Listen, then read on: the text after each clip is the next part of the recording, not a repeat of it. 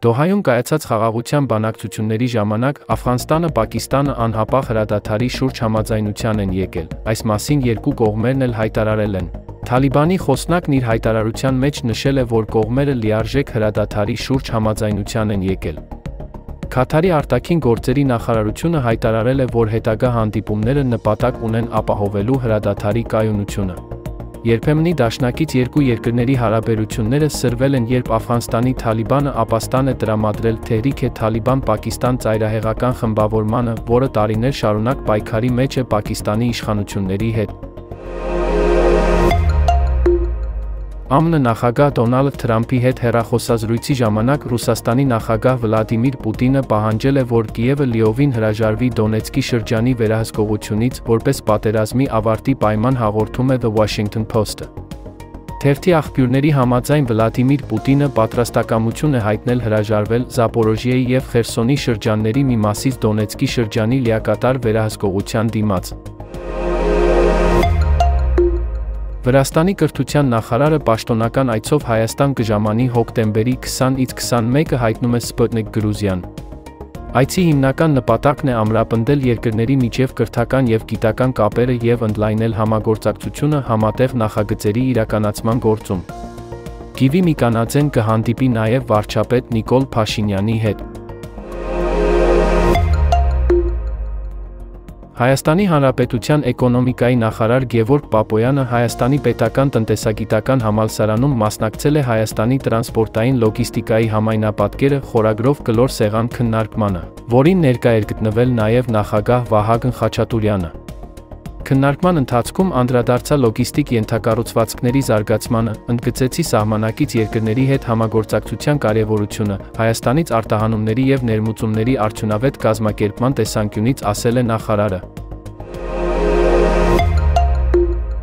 Հայաստան խմբակցության պատգամավոր Քրիստինե Վարդանյանը գրել է. «Պարզվում է, քաղբանտարկյալների ազատ արձակման պահանջով անցկացված երեկվա մարդաշատ հավաքի հետ քպականներն ընդամենը մեկ խնդիր ունեն՝ քաղաքացիների պատրաստած տասնյակ, եթե ոչ հարյուրավոր պաստառներից մեկի վրա վրիպակ է եղել։ Ու հիմա քպականներն իրար հերթ չտալով, չես էլ հասկանում, ծաղրում են քաղաքացիներին, իրենց են հանգստացնում, խմբային թերապիա են իրականացնում։ Իհարկե, աբսուրդը երկրում բոլոր ոլորտներում ճգնաժամ ստեղծածների այս պահվածքը, աբսուրդի զգացողությունը սրվում է, երբ հիշում ես ծաղրողների շեֆի ելույթները միջազգային ամբիոններից, կամ ֆեյսբուքյան հրապարակումները, կամ օրինակ աշտարակը Արմավիրի մարզկենտրոն ներկայացնելը, երբ տեսնում ես, որ ծաղրողներից մեկը Հաղարծինի վանքը գոշավանքից չտարբերող Արփի Դավոյանն է։ Կամ մարդու ականջներ ու լեզու կտրել սպառնացող Արթուր Հովհաննիսյանը, երբ հիշում ես Աժ վերջին քառօրյան, որտեղ տգիտության հաղթարշավ էր ու պայքար բարձրագույն կրթություն ունեցողների դեմ, պնդումով, որ պատասխանատու պաշտոններ զբաղեցնողների համար ամենևին էլ հարկավոր չէ բարձրագույն կրթություն ունենալը։ Լավ չի, օրենք ընդունեք, որ ցանկացած ընդդիմադիր հավաքի ծրագիրն ու պոստերները պետք է հաստատվեն ՔՊ վարչության նիստով։ Իսկ իրականում երեկվա հավաքի ուղերձը շատ պարզ էր։ Անարդարությունները, եկեղեցու վրա հարձակումները ծնում են հակազդեցություն ու միավորում շատերին, ոչ թե ինչ-որ պաստառ, այլ հենց այս միտքն է ալեկոծել ՔՊ-ականների հոգիները։ Ուրեմն, այս առիթով կարելի է շնորհավորել և հավաքի կազմակերպիչներին, և ամբողջ ընդդիմադիր դաշտին։ Պարոն Թևանյան, ինչպես եք գնահատում ձեր թեկնածուի, կոնկրետ Գրիշա Հարությունյանի շանսերը, ինչ նպատակ ունի ձեր մասնակցությունը և համապետական ընտրություններից առաջ արդյոք սա դիտարկում եք որպես ստուգատեսի նման մի բան։ Նախ մեր թեկնածուի մասով ասեմ, որ Գրիշա Հարությունյանը ունի համայնքի կառավարման փորձ, երկար տարիներ ղեկավարել է Դողս համայնքը, բայց միայն նա չէ, որ փորձառու է մեր թիմում, կան նաև այլ համայնքի ղեկավար աշխատած մարդիկ, և այդ առումով մենք բավական հաջող թիմ ունենք և բարձր ենք գնահատում մեր հնարավորությունները։ Մեր նվազագույն նպատակը այս ընտրություններում ՔՊ-ին իշխանազրկելն է, առավելագույն իշխանության պատասխանատվությունը ստանձնելը ընդդիմադիր դաշտի կոնսոլիդացիայի միջոցով, որի ավանգարդի դերում հավակնում ենք լինել մենք։ Ինչ վերաբերում է ստուգատեսին, այո, 26-ից առաջ սա կարելի ասել կիսաեզրափակիչի պես մի բան է, և շատ կարևոր է, որպեսզի հոգևոր մայրաքաղաքը իր խոսքը ասի։ Դրա հնարավորությունները մենք տեսնում ենք և կարծում ենք, որ բարձր մասնակցության պարագայում քաղաքացիական պայմանագիրը որքան էլ որ վարչական ռեսուրս կիրառի, դատապարտված է պարտության։ Այս առումով մենք լիահույս ենք, որ վաղաշաբաթցիները ակտիվ կմասնակցեն ընտրություններին, որովհետև սա շատ կարևոր ընտրություն է, ոչ միայն քաղաքային, այլ քաղաքական եւ արժեհամակարգային նշանակության, հատկապես հաշվի առնելով այն, որ հարձակման է ենթարկվում հայ առաքելական եկեղեցին եւ հայ առաքելական եկեղեցու պաշտպանությունը նաեւ այս ընտրությունների միջոցով կարող է տեղի ունենալ։ Իսկ քանի որ խոսք գնաց եկեղեցու հետ կապված գործընթացներին, վերջերս հրապարակվեց համացանցում կաթողիկոսի հետ կապված ձայնագրություն, խոսքը Նաթան Սրբազանի հետ կապված այդ ձայնագրության մասին է, որտեղ են տանում այս գործընթացները, արդյոք կգնան կաթողիկոսին կալանավորելու։ Նիկոլ Փաշինյանը գործում է Փաշազադեի հրահանգով եւ Ադրբեջանի ցանկությամբ եւ այս ամեն ինչը մենք դիտարկում ենք հենց այդ տրամաբանության մեջ։ Մնացածը դետալների մեջ չեմ ուզում մտնել, բացարձակապես այդ դետալները չեն արտահայտում այն խնդիրները, որոնք առկա են Հայաստանում են առումով, որ եկեղեցու դեմ արշավը չի մեր օրակարգային հարցը, դա Ադրբեջանի համար է օրակարգային հարց, որպեսզի հայկական ինքնությանը հարվածի, որպեսզի քանդի կազմաքանդի մեր պետությունը, իսկ եկեղեցին կարելի ասել ինքնության կարևորագույն հենասյուներից է եւ այս առումով այդ հարձակումը հենց Ադրբեջանը հաճո գործընթաց է, որը իրականացնում է Նիկոլ Փաշինյանը եւ հերթական անգամ բավարարում է Թուրքիայի ու Ադրբեջանի նախապայմանները։ Իսկ որ ուժերի հետ եք պատրաստվում, եթե 50+1-ը չստացվի, կոալիցիա կազմել եւ որ ուժերի հետ բացառում եք այդ կոալիցիան։ Տեսեք, մենք արդեն հայտարարել ենք մեր սկզբունքները ընտրություններից առաջ, բացառվում է բնականաբար ՔՊ-ն եւ նրա արբանյակները, տվյալ դեպքում թուրքական 5-րդ Շարասյան ներկայացուցիչ կա Հանրապետություն կուսակցությունով, որը յուրօրինակ ուրացողների դաշինք է կազմել ՔՊ-ի հետ, մեկը ուրացել է եղբոր արած գործը, մյուսը ուրանում է հոր արած գործը, այս առումով մենք նրանց հետ ընդհանուր ճանապարհ չունենք գնալու։ Մյուսների հետ նրանք ովքեր կհայտարարեն իրենց սկզբունքները եւ ընդդիմադիր դաշտից հանդես կգան, մենք պատրաստ ենք համագործակցության։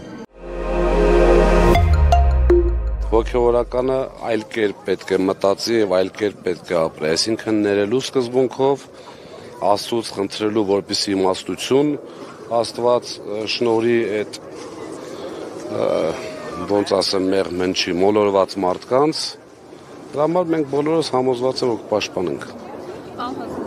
Հավանաբար արդեն որոշակի դիտարկումներ, ուսումնասիրություններ եւ եզրակացություններ արել եք երեկվա հանրահավաքի հետ կապված, ընդհանուր առմամբ եթե կիսվեք մեզ հետ, ինչ եզրահանգման եք եկել։ Եկել եմ այն եզրահանգման, որ ժողովուրդը, մեր ազգը չի հանդուրժում այլևս այս իշխանություններին, ընդհանրապես պետք է ճիշտ կազմակերպում, պետք է առանց որևէ մեկին փնովելու ամենայն հարգանքով բոլորի նկատմամբ, ճիշտ կազմակերպում, ճիշտ մարդու կողմից, ճիշտ ուժի կողմից եւ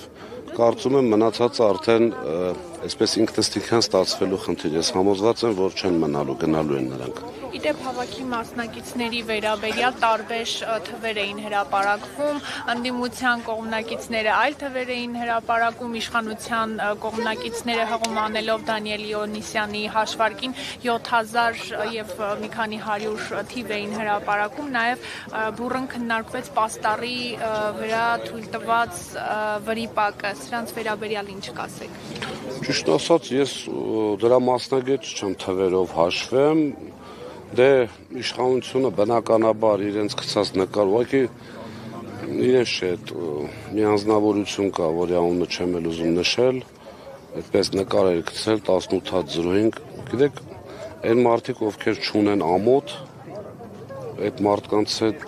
պատասխանելը կամ իրենց հետ խոսելը անիմաստ է, շատ մարդ կար, կոնկրետ թվականակ թույլ տվեք չնշել, բայց շատ էին եւ էներգետիկայով լի եւ այդ եթե հետեւել եք քայլերթին, ես բազմաթիվ անգամներ մասնակցել եմ այդ երթերին, այսպիսի էներգետիկայով, այսպիսի տեսակ ինչքան ժամանակում մենք օպերայից հասանք մինչև Նալբանդյան այդ երթուղիով։ Չգիտեմ, թվականակ թույլ տվեք չասեմ, որ չեմ սիրում սխալվել։ Իսկ Արամ առաջինի միջամտության վերաբերյալ, իշխանությունների եւ հայրաքելական եկեղեցու հարաբերությունները, այսպես ասած, կանոնակարգելու վերաբերյալ ինչ կասեք, քանի որ Նարեկ Կարապետյանը հայտարարել էր, որ փորձելու էր խնդրին լուծում տալ, բայց դա էլ ոչ միանշանակ ընդունվեց հանրության կողմից։ Ես կարծում եմ, որ նախ առաջինը կաթողիկոսներին ընդհանրապես ինչ-որ ձևով քննադատելը մեր գործը չէ, աշխարհիկ մարդկանց գործը չէ, բայց իմ անձնական կարծիքով իրականում այդտեղ եղել է շատ լուրջ մտահոգություն փոխանցելու խնդիր, ուղղակի իշխանությունները իրենց սովորույթի հանդեպ բնականաբար այդտեղ շնորհքի հարց կար, ինչ որ նվերել երևի թե ուղարկած կլինեն, բայց իշխանությունները այդ ամբողջը ներկայացնում են իրենց չէ, ձևը մի հատ է, դա մեր ձևն է, իրենց, այսպես ասած, օգտին, այդ իսկ պատճառով այդ լուսանկարները, որ տարածվեցին, որ այդպես նվերներ միսուս, բայց կարծում եմ շատ խիստ եւ Արամ առաջինին լսելով, անձամբ չեմ ճանաչում, համոզված եմ, որ շատ խիստ, այսպես մեսեջ է փոխանցել իշխանություններին։ Պարոն Ղազնյան, այսօրվա հավաքը նաև մեր ձեռք շարժման հայտարարության մեջ նշում է, որ պաշտպանելու մայրաթոռ եկեղեցին պատրաստակամության մասին, սակայն չեն դադարում խոսակցությունները, հայտարարությունները այդ այսպես կոչված Փաշինյանի հայտարարած այսպես կոչված հոգևոր հավաքի մասին, որի մասին ի դեպ խոսակցությունները մամուլում են տեղեկություններ կան, որ հնարավոր է հենց հոկտեմբերի 27-ին լինի։ Ինչ եք դուք պատրաստվում այդ օրը անել կամ եթե նման բան քայլի գնացին, իշխանությունները, քանի որ Նիկոլ Փաշինյանը մի քանի անգամ հայտարարել, որ գնալու ենք Բեհարանը ազատելու կաթողիկոսներին։ Մենք մեր ձևով շարժումը պաշտպանելու է եկեղեցին,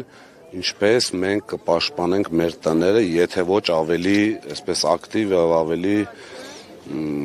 ոնց ասեմ, ավելի սրտացավոր են։ Դա համոզված եմ ասում, ու դա չի վերաբերում միայն մեր ձևով շարժման։ Հավատացած եղեք 100,000-ավոր հավատացյալներ կան, որոնք հասկանում են ինչ է նշանակում եկեղեցին, դա անձեր չեն։ Ես որ մտնում եմ եկեղեցի, հոգևորական իմ դուրը կգա, չի գա, իր խոսելու ձևը, իր քարոզը, մյուսը, դա ինձ բացարձակ չպետք է հետաքրքրի։ Եկեղեցին դա այլ կառույց է, այդտեղ մտնում ես հավատքով, եկեղեցի մտնելուց անգամ մարզահագուստով չի կարելի, կանանց գլուխը բաց, ուսերը բաց չի կարելի, բարոյականությունը պետք է չափու սահման ունենա, այդպես հագուստներով, դարապես զենքով էլ չի կարելի մտնել եկեղեցի, կան այդպիսի կանոններ, պարտադիր չի միտեղ փակցնել։ Հիմա թող փորձեն, համոզված եմ չի ստացվելու, սա արդեն իրենց կործանումն է, եթե չեն հասկանում այդքանը, թող փորձեն։ Մի մոռացեք հետևել մեզ Facebook-ում, ինչպես նաև բաժանորդագրվել մեր YouTube-յան ալիքին։